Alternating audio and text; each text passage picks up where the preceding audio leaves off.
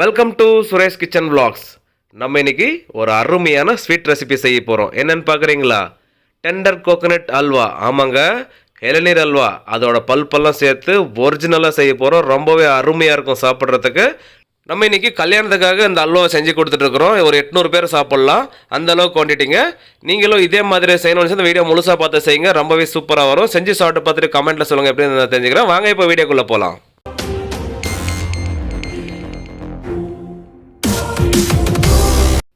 நம்ம இன்றைக்கி இளநீர் அல்வா செய்ய போகிறோம். அதுக்கு 3 கிலோ மைதா மாவு வச்சு 30 கிலோ அல்வா பண்ண போகிறோங்க. அதுக்கு ஒரு பாத்திரம் வச்சுக்கலாம். இதில் 3 கிலோ மைதா மாவு சேர்த்துக்கலாம்.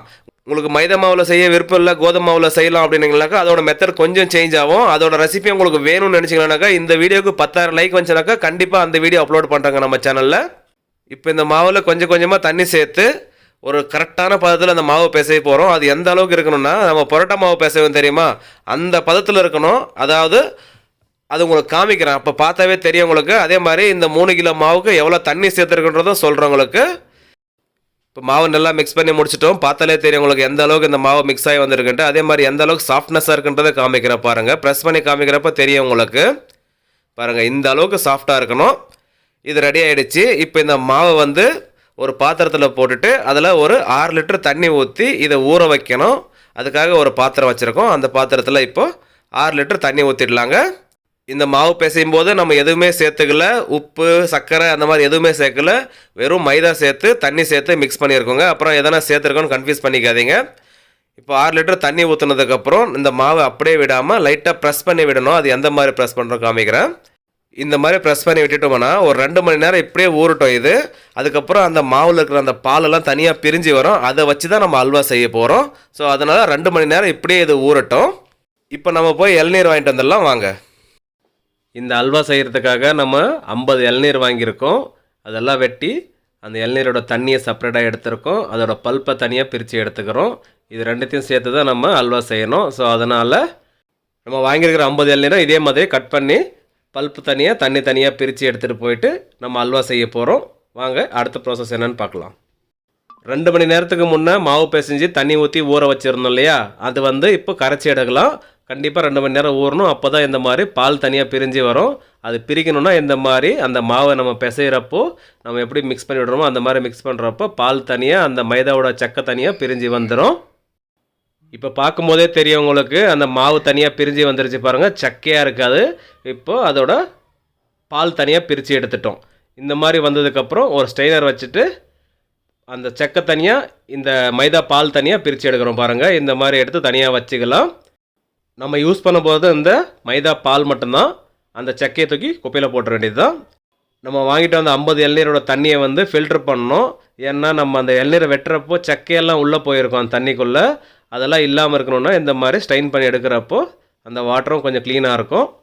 50 இளநீரை வச்சு 800 பேருக்கான அல்வா செய்ய போகிறோம். ஸோ இது வந்து 6 பேட்சை பிரித்து செய்கிறோம். இந்த வீடியோ முழுசாக பார்க்குறப்போ கம்மியான அளவில் எப்படி செய்யலான்றதும் சொல்லி கொடுத்துருக்கேன். முழுசாக வீடியோ பார்த்துட்டு வாங்க. அந்த தேங்காவும் எடுத்துகிட்டு வந்திருக்கோம். அதாவது இளநீர் வாங்குறப்போ கொஞ்சம் தேங்காய் இருக்கிற மாதிரியே பார்த்து வாங்கிக்கோங்க. அதை கட் பண்ணி அந்த அல்வாவில் சேர்க்கணும். அதனால் இந்த மாதிரி கட் பண்ணி வச்சுருக்கோம் பாருங்கள். இதை வந்து அல்வாவில் சேர்க்கணும். ஒரு கடாயை வச்சுக்கலாம். அதில் 2 கிலோ சுகர் போட்டுக்கலாம். 1.5 லிட்டர் தண்ணி ஊற்றிக்கலாம். இப்போ ஸ்டவ் ஆன் பண்ணிவிட்டு அந்த சுகர் சிரப் மெல்ட் ஆகி கொதி வர ஆரம்பிக்கட்டும். நம்ம இந்த அல்வாவை 6 பேட்சை செய்ய போகிறோன்னு சொல்லியிருந்தோம் முன்னாடியே. ஸோ அதோட ஒரு பேட்ச் இதுங்க. அந்த ஒரு பேட்சோட அளவு தான் நான் உங்களுக்கு சொல்லிட்டு இருக்கிறது. 6 பேட்சுக்கு உங்களுக்கு 800 பேர் சாப்பிட்லான்னு சொல்லியிருந்தேன். இந்த ஒரு பேட்சில் 150 பேர் வரைக்கும் சாப்பிட்லாங்க. ஸோ உங்களுக்கு 6 பேட்சையும் உங்களுக்கு வீடியோ காமிக்கணுன்னாக்கா ரொம்ப லென்த்தாக போகும், போர் அடிச்சிடும். அதனால் ஒரு பேட்சோட வீடியோ மட்டும் உங்களுக்கு காமிக்கிறேன். இதை வச்சு உங்களுக்கு எந்த அளவுக்கு தேவை அந்த அளவுக்கு மெஷர்மெண்ட் சேர்த்து செஞ்சுக்கோங்க. இப்போ பாருங்கள், சுகர் சிரப் கொதி வர ஆரம்பிச்சிடுச்சு. இது இப்படியே நல்லா திக்காகி வரட்டும். மீன்ஸ் எவ்வளோ நேரம்னா ஒரு 5லேருந்து 6 நிமிஷம்னு வச்சுக்கோங்களேன். கொதி வர ஆரம்பிச்சதுலேருந்து 5லேருந்து 6 நிமிஷம் கொதிக்கட்டும். கரெக்டாக இருக்கும். பதமெல்லாம் ஒன்றும் சொல்ல தேவையில்லை. 5லேருந்து 6 நிமிஷம் நல்லா மீடியம் ஃப்ளேமில் வச்சு கொதிக்க விடுங்க. கரெக்டாக இருக்கும். இது 6 நிமிஷமாக நல்லா கொதி வந்துட்டு இந்த சுகர் சிரப்பு கொஞ்சம் திக்காகி வந்திருக்கு. அது எந்த அளவுக்கு வந்திருக்குன்றதை காமிக்கிறேன். பட் இதை வந்து நீங்கள் பெருசாக எடுத்துக்க வேண்டாம். மீடியம் ஃப்ளேமில் 6 நிமிஷம் கொதிச்சாவே போதும். இந்த சமயத்தில் இளநீர் வாட்டர் சேர்த்துக்கலாங்க. நம்ம முன்னாடியே வாங்கிட்டு வந்து வச்சுருந்தோம்ல, அதில் அந்த இளநீர் வாட்டர் சேர்த்துருக்கோம். எவ்வளோன்னாக்கா 2 லிட்டர் சேர்த்துருக்கோங்க. ஒரு பேட்சுக்கு 2 லிட்டரு. அப்போ நம்ம 6 பேட்ச் செய்ய போகிறோன்னா நமக்கு இளநீர் எவ்வளோ தேவைப்படுது? 12 லிட்டர் இளநீர் தேவைப்படுது. ஸோ அதனால் நம்ம ஒரு பேட்ச் செய்கிறதுக்கு 2 லிட்டர் இளநீர் இருந்தாவே போதும். அந்த அளவுக்கு மெஷர்மெண்ட்டில் நீங்கள் ஒரு பேட்ச் செய்கிறதுக்கு இளநீர் வாங்கிக்கோங்க. கரெக்டாக இருக்கும். சுகர் சிரப் கொதி வந்ததுக்கப்புறம் இளநீர் சேர்த்துருக்கோம். இளநீர் சேர்த்ததுக்கப்புறம் திரும்பவும் கொதி வரும்.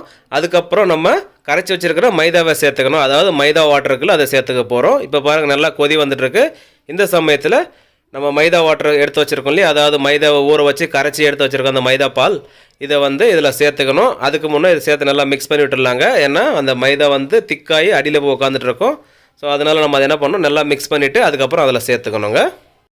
ஒரு பேட்சுக்கான அளவு க்ளீனாக சொல்லிடுறேன், நல்லா புரிஞ்சுக்கோங்க. ஒரு பேட்சுக்கு 2 கிலோ சுகரு, 1.5 லிட்டர் தண்ணி, கொதி வந்ததுக்கப்புறம் 2 லிட்டர் கோகனட் வாட்டரு, அது கொதி வந்ததுக்கப்புறம் 2 லிட்டரு இந்த மைதா பால், கரைச்சி வச்சுருக்கிற மைதா பாலை சேர்த்துக்கிட்டோம்னாக்கா கரெக்டாக இருக்கும் ஒரு பேட்சுக்கு. இப்போது இந்த மைதா பாலை சேர்த்ததுக்கப்புறம் மீடியம் ஃப்ளேமில் வச்சுட்டு கிண்ட ஆரம்பிக்கலாம். நீங்கள் இந்த வீடியோ பார்க்குறப்போ கம்மியான அளவுலையும் செய்யலாம், அதிகமான அளவுலையும் செய்யலாம். ஸோ நல்லா இந்த வீடியோவை புரிஞ்சுட்டு செஞ்சிங்களேனாக்கா ஒரு பர்ஃபெக்டான இளநீர் அல்வா செய்யலாங்க நீங்களும். இப்போ பாருங்கள், லைட்டாக சூடு ஏறி வந்துட்டுருக்கு, கொதி வந்துட்டுருக்கு. அப்படியே நம்ம கிண்டி விட்டுட்டே இருக்கணும், அடிப்பிடிக்காமல் பார்த்துக்கணும். ஏன்னா அதிகமாக ஃப்ளேம் வச்சிட்டிங்களன்னா அடி பிடிச்சிரும். அப்புறம் அடியிலெல்லாம் உங்களுக்கு தீஞ்சுதுன்னா பிளாக்காக வந்துடும் அங்கங்கே. ஸோ அதனால் அந்த மாதிரி வராமல் லேசாக கிண்டி விட்டுட்டே இருந்தோம்னா கரெக்டாக இருக்குங்க. இந்த அல்வா செய்கிறதுக்கு 45 மினிட்ஸ்லேருந்து 1 ஹவர் வரைக்கும் டைம் எடுக்கும். அதாவது நம்ம எல்லாம் ரெடி பண்ணி வச்சுருந்தாக்கா நான் சொல்லிட்டு இருக்கிறது, ரெடி பண்ணுறதுக்கு முன்னே நம்ம மைதா பாலெலாம் கரைக்கணும், அதுக்கெல்லாம் டைம் எடுக்குது, அது வேறு விஷயம். ஸோ இந்த ஸ்டவ் பற்ற வச்சதுக்கப்புறம் கண்டிப்பாக உங்களுக்கு 1 ஹவர் வரைக்கும் டைம் எடுக்கும்.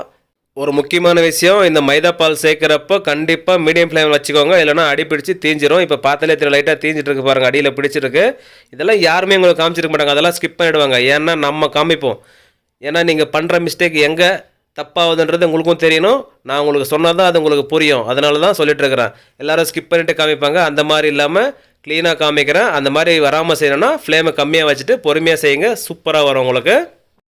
நான் சொல்கிறது உண்மைன்றவங்கெல்லாம் கமெண்ட்டில் வந்து ரெட் கலர் ஆட்டை போட்டு இந்த வீடியோக்கு ஒரு லைக்கப் பண்ணிட்டு இந்த வீடியோவை ஷேர் பண்ணி விடுங்க.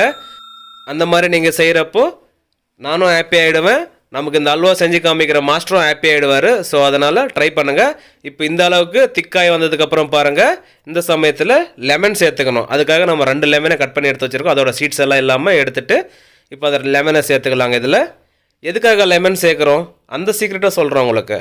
அந்த மாதிரி சேர்க்குறப்போ நல்லா ஷைனிங்காக இருக்கும். அதே மாதிரி சர்க்கரை கட்டாது, அதாவது அந்த அல்வா மேலே சர்க்கரை கட்டும் தெரியுமா. ஸோ அந்த மாதிரி இல்லாமல் சூப்பராக இருக்கும், அந்த ஃபினிஷிங்கும் நல்லா வரும். அதனால தாங்க இந்த மாதிரி செய்கிறோம்.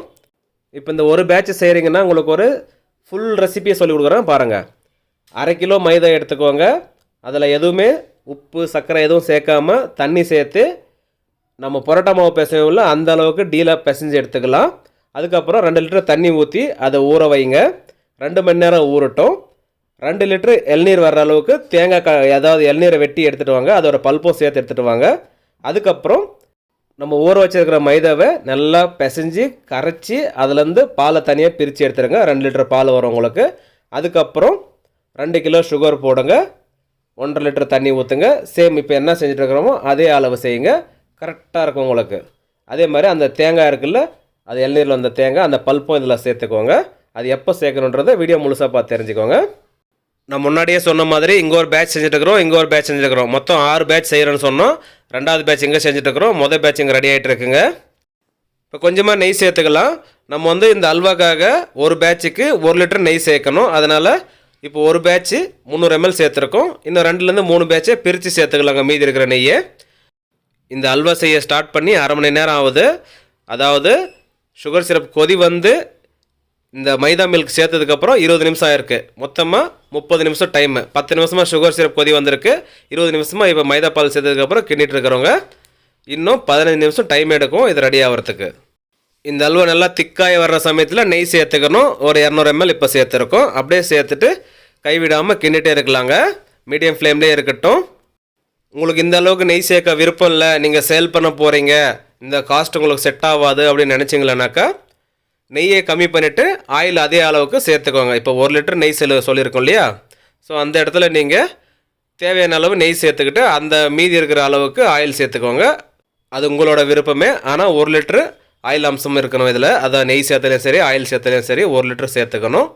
அது நீங்கள் டிசைட் பண்ணிக்கோங்க. 50-50 சேர்த்தலையும் சரி, 70-30 சேர்த்துக்கினாலையும் சரி. இப்போ 50% இந்த அல்வா ரெடியாக வந்துருச்சு. அதாவது 35 மினிட்ஸ் வரைக்கும் ஆயிருக்கு. இந்த அளவுக்கு திக்காய் வந்திருக்கிற சமயத்தில் நம்ம முன்னாடியே இந்த இளநீரோட பல்பெல்லாம் கட் பண்ணி வச்சுருந்தோம் இல்லையா, அதாவது இந்த தேங்காவை அது இதில் சேர்த்துக்கலாங்க. சேர்த்துட்டு அப்படியே கிண்டிகிட்டே இருக்கலாங்க. ஏன்னா அது சேர்க்குறப்போ அந்த இளநீரோட ஃபீலும் கிடைக்கும். அந்த தண்ணி சேர்த்துருக்கிறதுனால அதோட அரோமாவும் அவ்வளோ சூப்பராக இருக்கும், சாப்பிட்றதுக்கும் செம்மையாக இருக்குங்க. நம்ம சேர்த்துருந்த நெய்யெல்லாம் நல்லா அப்சர்வ் பண்ணிடுச்சு. இப்போது ஒரு 200 ml நெய் சேர்த்துக்கலாங்க. சேர்த்துட்டு அப்படியே கிண்டிகிட்டே இருக்கலாம்.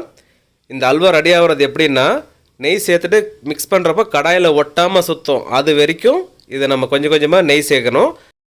அந்த மாதிரி சேர்த்து செய்கிறப்போ அந்த அல்வா வந்து நெய்யெல்லாம் அப்சர்வ் பண்ணிட்டோம். அல்வா ரெடி ஆனதுக்கப்புறம் அந்த நெய்யை ரிலீஸ் பண்ணோம், அப்போ அல்வா ரெடி ஆனதாக அர்த்தம். இப்போ ஓரளவுக்கு ரெடியாகி வந்துருச்சுங்க. ஆல்மோஸ்ட்டு நம்ம 1 லிட்டர் நெய்யும் சேர்த்துட்டோம். இப்போ கடாயில் ஒட்டாமல் சுற்றுது பாருங்கள். இந்த மாதிரி வந்துச்சுன்னா அல்வா ரெடி ஆகிடுச்சிங்க. இதை எடுத்து எந்த பவுலில் போடுறீங்களோ போட்டுக்கோங்க. உங்களுக்கு பிடிச்ச பவுலில் நம்ம வந்து பல்காக செய்கிறதுனால பெரிய பராத்தலை வச்சுருக்கோம். இப்போ இந்த அல்வாவை எடுத்து அந்த பராத்தலை சேர்த்துக்கலாங்க. பாருங்கள் எவ்வளோ சூப்பராக வந்து உழுது பாருங்கள். அந்த அல்வா பார்க்கும்போதே அவ்வளோ அழகாக இருக்குது, சாப்பிட்றதுக்கும் அருமையாக இருக்கும், கண்ணாடி மாதிரி தெரியுது பாருங்கள்.